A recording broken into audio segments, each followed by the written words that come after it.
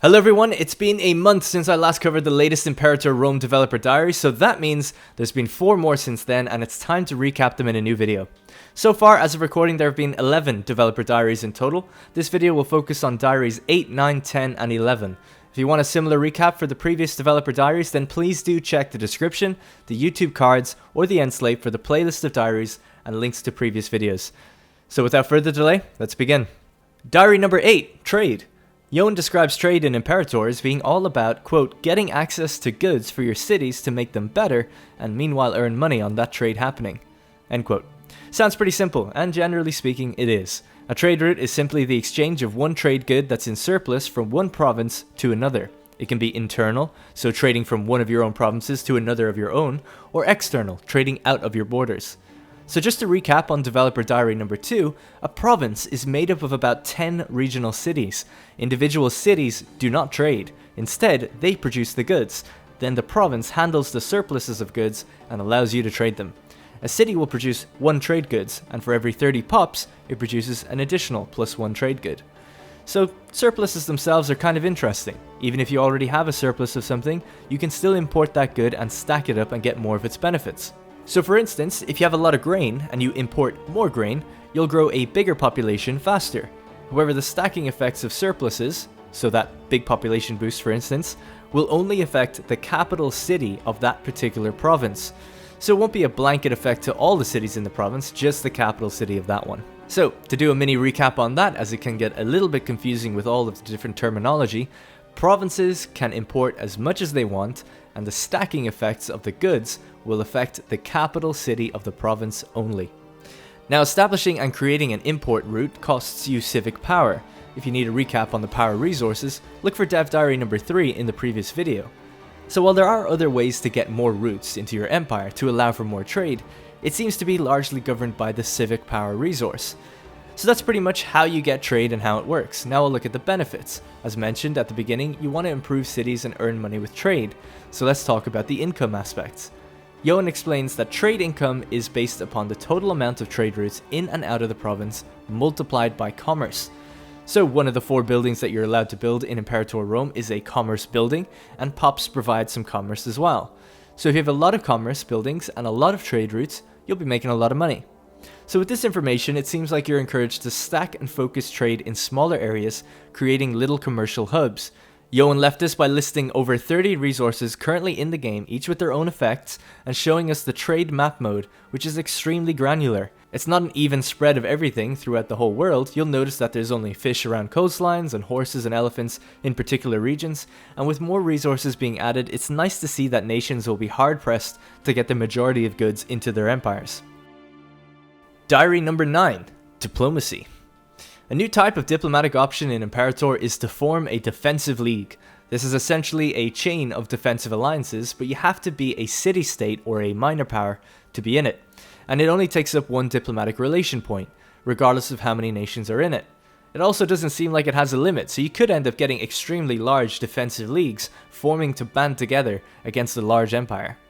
Now, as with recent Paradox games, Imperator's diplomatic opinions of nations go both ways, where you can love someone that hates you. I know what that's like. And you can see in detail what is causing the numbers to be that way. Furthermore, doing an action will show you specifically why they will accept or decline it. Now, I'm just going to go out on a limb here and say I actually don't really like that system. Being able to see the numbers for me makes it feel a little bit less immersive. I like to know why they're upset or happy about something, but seeing that I need +5 relations to make something happen always felt very gamey to me. For a lot of strategy fans, it is all about the numbers, and I get it, but it's something that turned me off EU4 a little bit, where I could just click a button, improve relations, wait a few minutes, and then do what I needed. But that's just me. I'd be interested to hear any opinions on that down below. Anyway, a nation can have a certain number of diplomatic relations, which is dependent on its rank. We'll cover rank a little bit later on. Now, if you go over that relation limit, all your power costs are increased by 10%. This is pretty interesting to me because it doesn't slow your power growth, it just increases the costs. So you could potentially go unaffected by banking some of those power resources for a while if you go over your limit. So far we can see that there are 16 diplomatic relations, and we got a glance at the diplomatic relation map mode, with some improved art for the map in general. Everything's generally looking pretty good here, but I hope there is some sort of integration process for vassals. It would be nice to peacefully ally with someone, vassalize, and then integrate them. We've seen this in recent games like EU4 and Stellaris, so I'm assuming it's there in just some other screen. Diary number 10, the country rank system. Yon kicks us off by saying that each country in Imperator is determined to be of a certain rank depending on their size, and different ranks give different bonuses and abilities. Now we'll start off, we have a city-state, only possible if they have just one city. It's the smallest they can be. They can be part of a defensive league. We also then have a local power, which is possible if you have less than 10 cities. They can also be part of a defensive league. Then we move on to a major power. These are if you have 10 cities or more. A major power can use the Threaten War and Guarantee Diplomatic ability, which I'll touch on in a moment. Lastly, we have the Great Power, which is a minimum of 20 provinces. That's about 200 cities. Now, for example, Sicily has 2 provinces, so you're probably a Great Power once you get, I reckon, all of Italy, Corsica, Sardinia, and Sicily. That's probably around 20 provinces, so it's not too extreme when you consider that. A Great Power can use the Intervene in War, Enforce Peace, Threaten, and Guarantee Diplomatic abilities. Now, the benefits and numbers associated with these ranks are subject to change, so I don't want to go over them too much, but we'll touch on those diplomatic abilities once more. So for the Intervene in War ability, this means that you can join any side of the war if you're in a good relation with the leader. So I'll give some examples for each of these. Let's say I'm Rome, Athens and Sparta start fighting. If I'm friends with either of them, I can join the war to help end it. Next we have Enforce Peace. This means that you can enforce a white peace if you have a good relation with the nation's enemy. I think an example of this would be that if I'm Rome and Athens and Sparta fight, if Athens started the fight and I'm friends with Sparta, I can force a white peace on Athens. Guarantee means that you can protect any nation of lower rank from getting attacked.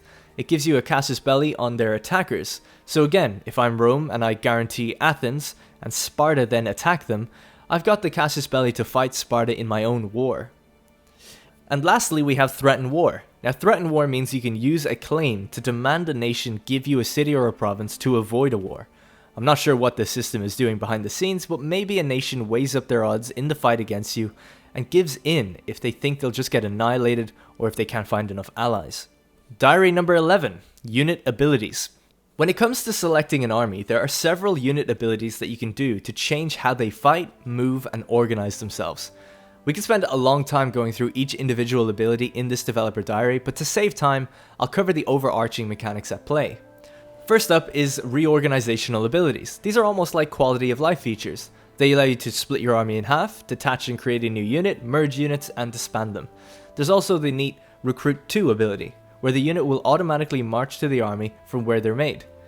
As well as that, there's the Detach Siege ability, which if you have 20,000 men, will leave whatever is needed behind to continue the siege and allow the army to keep moving. Next are the Toggles. This is stuff like army stances. So you have Forced March, which takes more attrition but moves fast, Phalanx, which is slow movement but high defense, Padmavia, which is archer offense and slower movement, and then there's stuff like allowing other armies to attach to or not, unit reorganization, which increases replenishment, and a few other things like that, which will be expanded on a little bit later. Some of these are a little bit weird. They feel like battle stances that you have to be in while moving around the world. No army marches around the world in Phalanx, so it kind of seems like a more micro-orientated gamey effect. Like you'll always want to move normally and then switch to Phalanx before a battle. You should always be in Phalanx in a battle, it just gives you stronger defense. But you're gonna have those times where you weren't looking or something like that, and suddenly you were engaged without it. It just doesn't really feel right to me. And I get why it's there. It makes sense on the overall map for gameplay, you know, having a slow army with a trade-off. But I feel like there should have been an army stance called Cautionary, or something like that. And then the battle stances, which are that, you know, the army's rules of engagement. Because now it feels just a bit wrong to me. I'm not sure why battle tactics are being coupled with how the army moves in the world. They feel like they should be separate. Let me know what you think. Lastly, we have actions. These are abilities the army performs that affect the world. These are things like building roads, desecrating holy sites, and raiding cities. Most of these need military power to perform, or some power resource. We don't have too much info on colonization yet, but two of the abilities are constructing a border fort, which actually creates a colony in an unknown city, kind of similar to EU Rome, and then you also have military colony, which creates a freeman pop of your culture in a current city. I really like the idea that armies have things to do in times of peace, like building roads and helping with colonization, so I think overall the actions seem pretty good, though it's just a little bit hard right now to tell how these are going to play out and what some of them really do from their short descriptions. These actions also aren't available to everyone equally. Some of them are unlocked by military traditions, which remains to be seen how that's going to play out.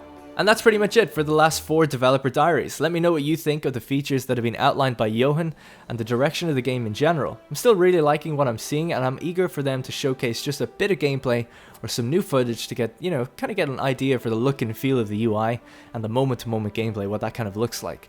The game is probably around 6 months away now, so another 20 dev diaries or so and we'll probably be sick of it.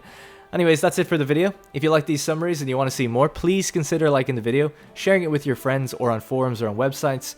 Some people shared it on Reddit before and it did absolutely fantastic, so I really do appreciate it. Also consider subscribing to the channel and maybe even becoming a senator by subscribing on Patreon or Twitch. Thank you very much, and I'll see you in the next one.